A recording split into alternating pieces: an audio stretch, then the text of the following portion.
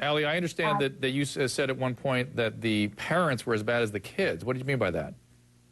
Yeah, there were parents of, like my best friend's dad would text me and say, I saw your picture. Do you want to come over for chocolates and wine?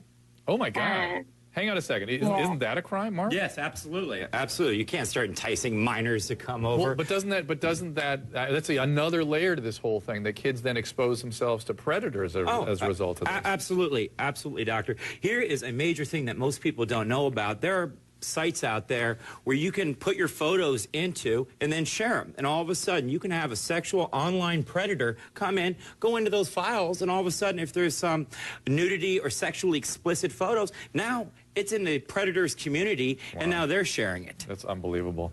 Allie, what was the bottom for this experience for you? What was it like to go through that, and what was the absolute rock bottom?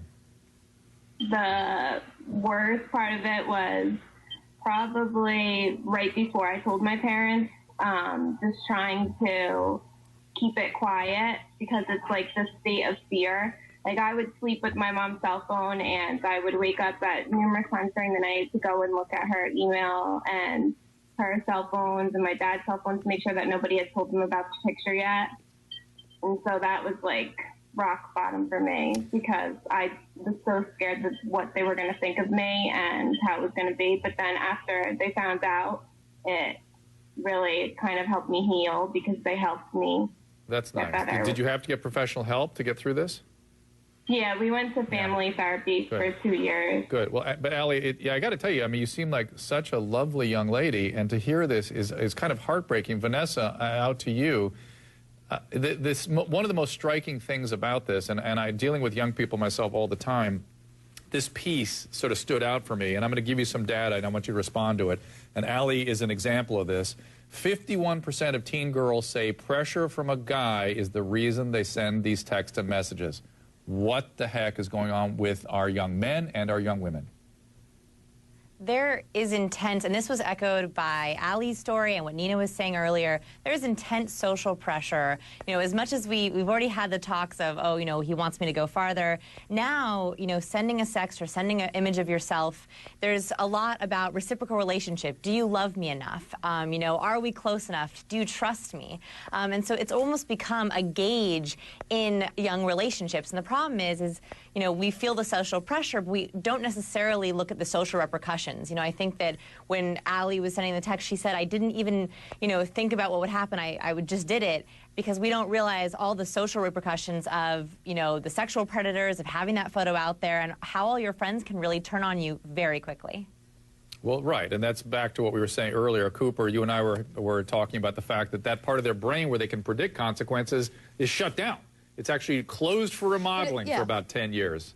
And how do you react when you hear about these young girls? Yeah, but how do you respond to hearing about these young women? I mean, Allie is this lovely young girl being effectively coerced by a young male. Sadly, I'm not surprised because the studies that we did, what we found is that at that age, it's the boys that have the power socially. So the boys choose who the popular girls are going to be. If the boys like you, you're the popular girl. So the pressure from boys to send a sext or do something that you might not want to do is greater than I think we adults realize. It's the boys that set that tone. The boys decide who's popular, who's not popular, and girls react as a result. But I think, Cooper, there's a corollary to what you're saying there, which is it's the boys that set the agenda, but it's the competition amongst the females that raise the bar, right?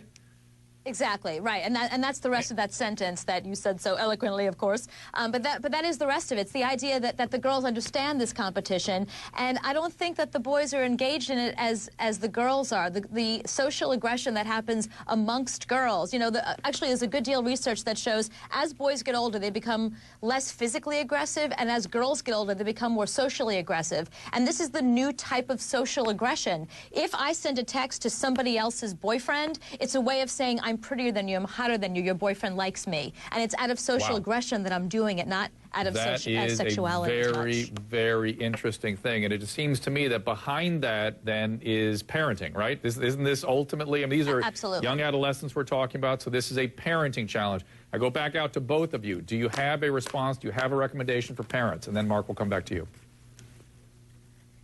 I think I always tell parents there's 3 primers that you can specifically talk to your kids about, because every teenager is at a different level. Some think that sexting is scary, some think it's normal and totally okay. So there's 3 things I always tell parents to ask. Number 1, if you're sitting at dinner with your kids later tonight, what is your sexting rules at school? What are the sexting rules in this home? Do you know them? And number 2, do you think there are any social consequences for sexting?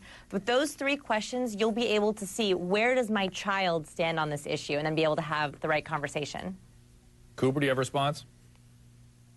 I think that's brilliant, and I wish I would have said it. But no, that's, the research that I've done, I found that parents have more power than they realize. So do older siblings. So if you don't feel comfortable speaking to a parent, you might feel more comfortable speaking to an older sibling, somebody who's kind of been through it. But the idea is that you need somebody who doesn't have your frontal lobe still under construction, as you were saying earlier, Drew, to actually give you the guidance that you need, because the long-term consequences of this, you're 30 years old, and you're going for a job, and this picture of you is on the internet. I don't think you want a prospective employer seeing that. We haven't even talked about the long-term effects yet. Allie, I want to thank you for joining us. Does this make any sense to you, what these ladies are saying?